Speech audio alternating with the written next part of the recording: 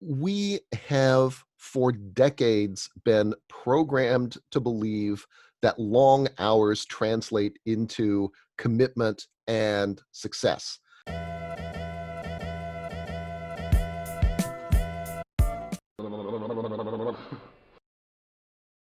And then I was thinking, how do we really organize the flow of work at strategy sprints, which per se is in an industry, strategy advisory, which is competitive.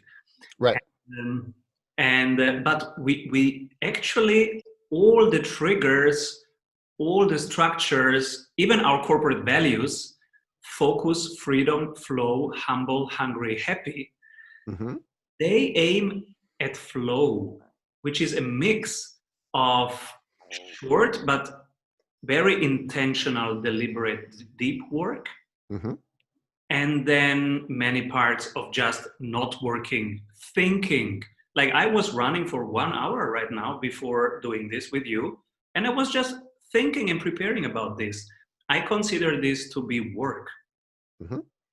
So let me sort of let me respond with a sort of a couple points. I mean, I think first off, we have for decades been programmed to believe that long hours translate into commitment and success, right? This is so much a part of the way that we think about ourselves and organizations and work and success that we just don't question it unless we have some sort of huge crisis, personal or sort of economic or otherwise, that makes us question really basic things. And even though we are familiar with things like, results-oriented work environment or other kinds of systems that formally emphasize results over time, we still the fact is we still live in a world in which we treat overwork as a badge of honor, and we think that long hours signify all kinds of great things. The reality is that they don't. There is a century's worth of research that shows that humans and organizations are capable of sustaining periods of overwork for a few weeks, like around harvest time, let's say. Mhm. But over the long run, long hours are actually counterproductive. You want to make your sales more repeatable and reliable? Do you want to have less volatility and more growth in your revenue per month? At Strategy Sprints, we do only one thing: strategy in sprints. Strategy means having more revenue through a better offer. In sprints means having more energy in your team every week. Check out if your ROI is as high as it is for most service-based and online businesses and startups we work with, which is over 100%. You can see it in just 15 minutes by going to strategysprints.com/sales and completing our online exercise to know what your ROI would be with our accelerator program. We are ready to sprint. Are you?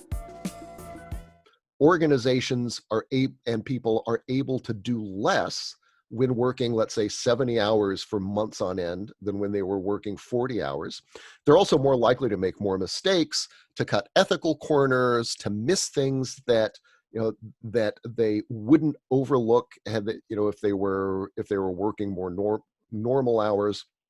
And so in various ways, sort of run into problems, underperform, are more likely to burn out and have chronic illnesses. So that's the first point. I mean, I think it's to the second point about thinking about the run you took as kind of part of your work.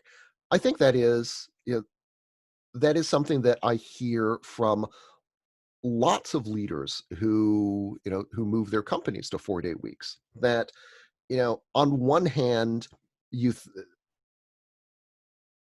moving to a 4-day week creates more free time for people. Um, and lots of them will use it to exercise more, to go on bike rides, hikes, runs, etc. But they often find that, there is that while they're doing this, they have, you're kind of casually turning ideas over in your head.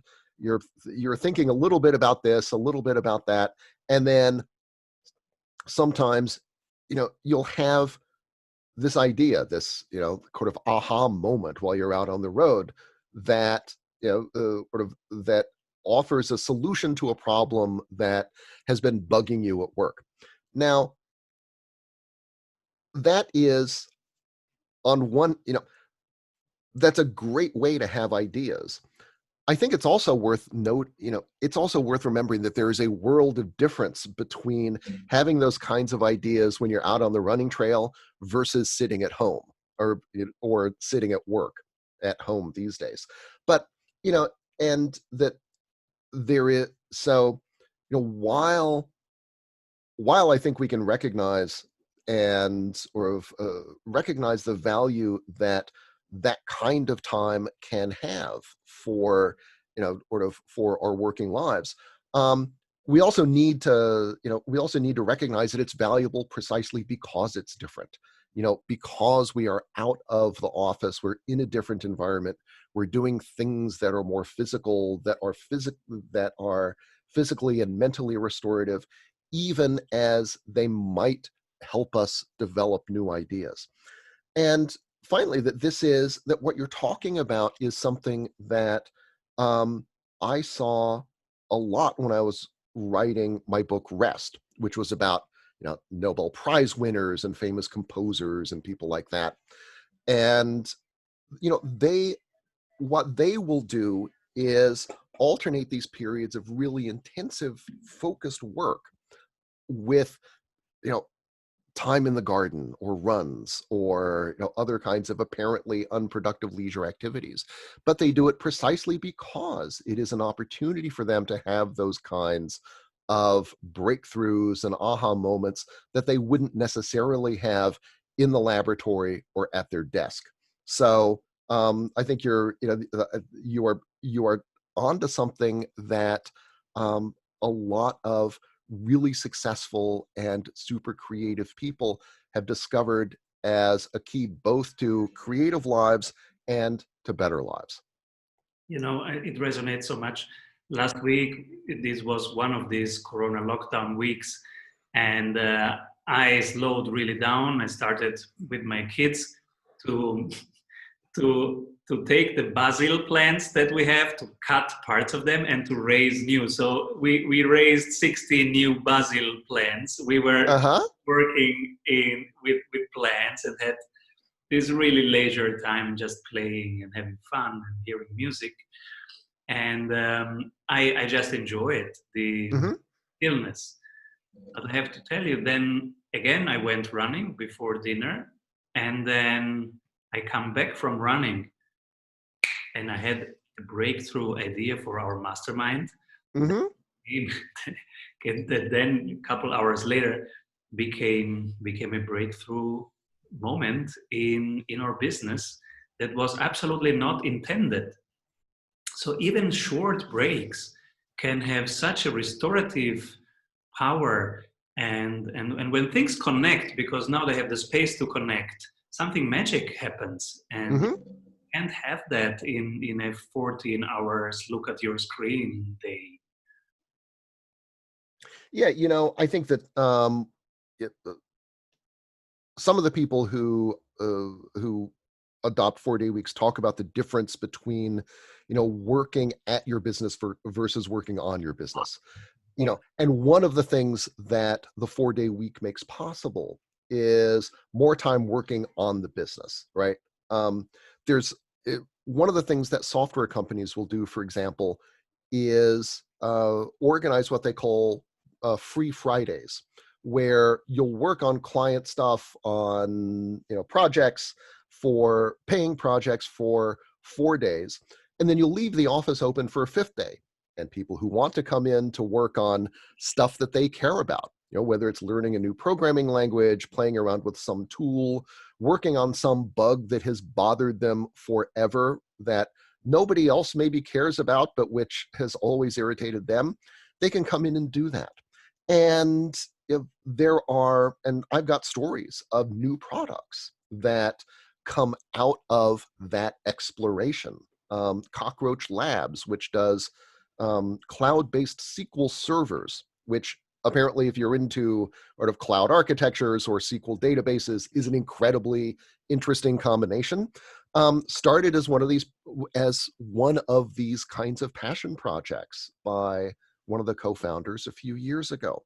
And so, you know, you know, the story of companies that move to 4-day weeks is not just one of them reducing the amount of time they spend working, but creating space for them to do better work and to think more deeply about what they're doing, about about where their fields and industries are going, and to develop skills and products to help them meet those new possibilities in that new future.